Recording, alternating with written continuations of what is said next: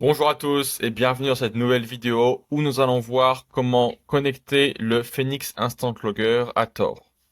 Alors, Tor est donc une composante de l'écosystème Phoenix et à ce titre, il offre une connexion avec l'Instant Logger qui est un autre des composants de l'écosystème et qui va vous permettre d'analyser vos trades de manière complètement automatique.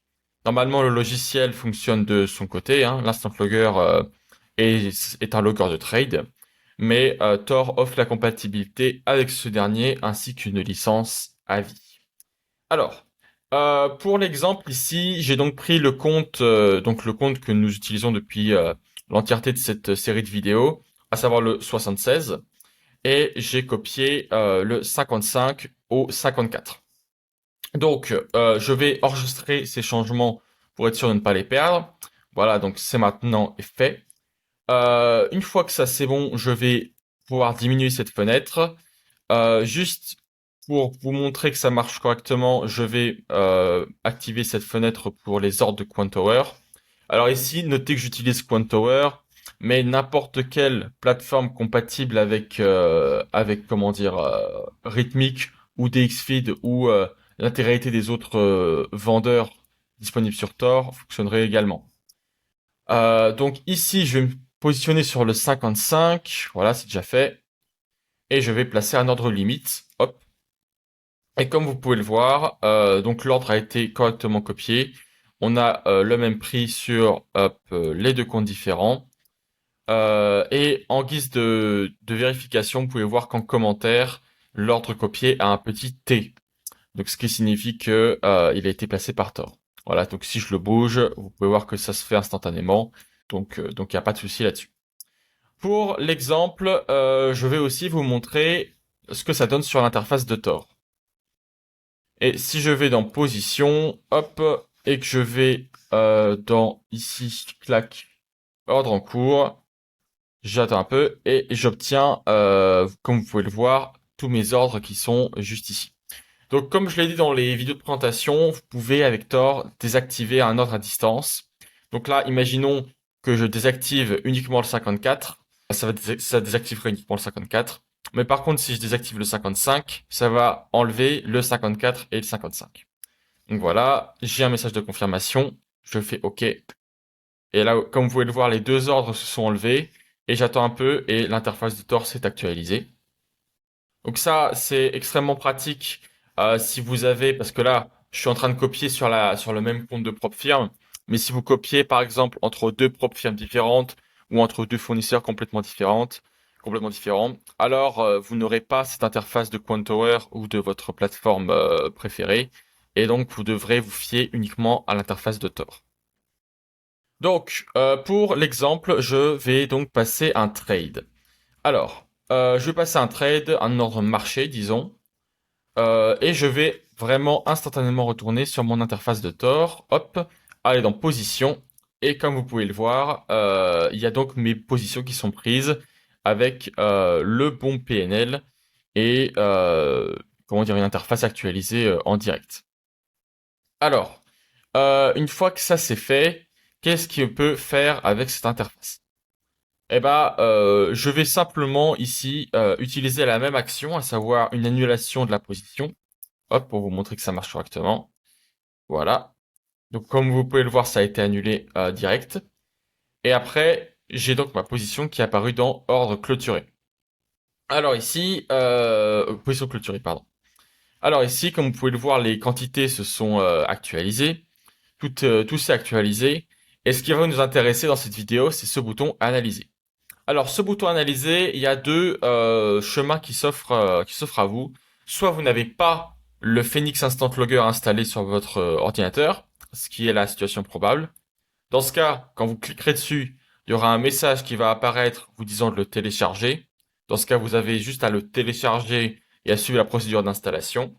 Et une fois que vous l'aurez téléchargé, vous pourrez recliquer dessus et vous allez obtenir cette interface. Alors, cette interface, elle est très intéressante et elle va vous permettre de sélectionner les trades que vous voulez exporter vers le Phoenix Instant Logger. En l'occurrence ici, il faut savoir que l'Instant Logger détecte les trades dupliqués. Donc voilà, imaginons que je veuille sélectionner ces deux trades-là, qui sont évidemment des dupliqués, à savoir que c'est le même position, le même prix d'entrée, même prix de sortie, même date d'entrée, enfin même timing d'entrée, même timing de sortie. Donc imaginons que j'essaye de les exporter tous les deux, je fais confirmer la sélection, et donc là j'ai ce message, un trade a été passé à cause d'une existence dans le système. Donc, c'est-à-dire qu'en gros, il a détecté qu'il y avait un trade qui était déjà exporté. Je fais donc OK, hop, et donc là, j'attends un tout petit peu, et j'obtiens, hop, ce logiciel qui s'est ouvert automatiquement. Alors, ce logiciel, je vais déjà changer la langue, comme vous pouvez le voir, c'est la même sélection de langue. Euh, Qu'est-ce qu'il fait?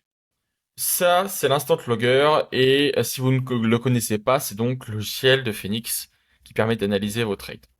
Si vous allez directement dans la partie historique, vous allez pouvoir voir cette interface avec une session, celle du 7 avril 2025, qui est le jour actuel. Pour être un peu plus visuel, on peut aller dans la vue calendaire et vous pouvez voir que dans la journée d'aujourd'hui, nous sommes lundi, je vais activer les week-ends, eh bien il y a un trade qui s'est importé avec un PNL total de 112,5. Qui est précisément le PNL qu'on a fait aujourd'hui. Donc il n'y a pas de secret, tout s'est importé automatiquement, le win rate, la durée moyenne d'un trade, le temps total en position. Ici vous avez la possibilité de faire des commentaires, la session était bonne, la session était bonne, comme ça. Vous avez aussi la possibilité de voir vos trades un par un, de déterminer des setups. Ici, en l'occurrence, tout est mis par défaut puisque c'est Tor qui les a importés. Le produit, donc l'actif, a été importé par Tor. Le côté également. Vous avez la possibilité de noter votre trade. Donc, avant de l'avoir pris, ce qui en l'occurrence ici n'est pas très utile. C'est plus si vous utilisez le logiciel de votre côté que cette comment dire coche-là est utile. La note de votre trade en post-trade, donc après l'avoir clôturé. Vous pouvez faire des commentaires, on trade, importer des images. Donc voilà, cette interface-là, c'est pour les images que vous auriez pris avant de prendre le trade. Et après, ça, c'est des images après l'avoir pris.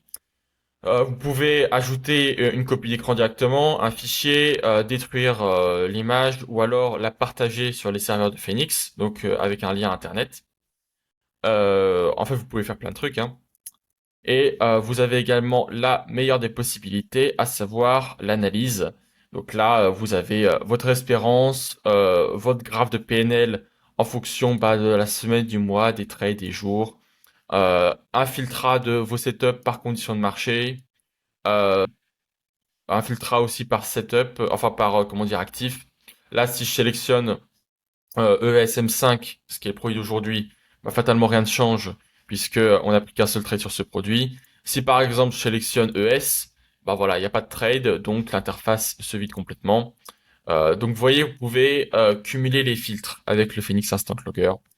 Vous avez également des stats temporels, des stats sur une note de trade, des tableaux croisés si vous voulez par exemple assigner plusieurs setups à un seul et même trade. On appelle ça des confluences de setup et c'est ici que ça s'analyse. Vous avez également des tableaux croisés, conditions de marché et setup par défaut. Donc vous voyez que toute cette interface-là, elle est faite pour être extrêmement complète.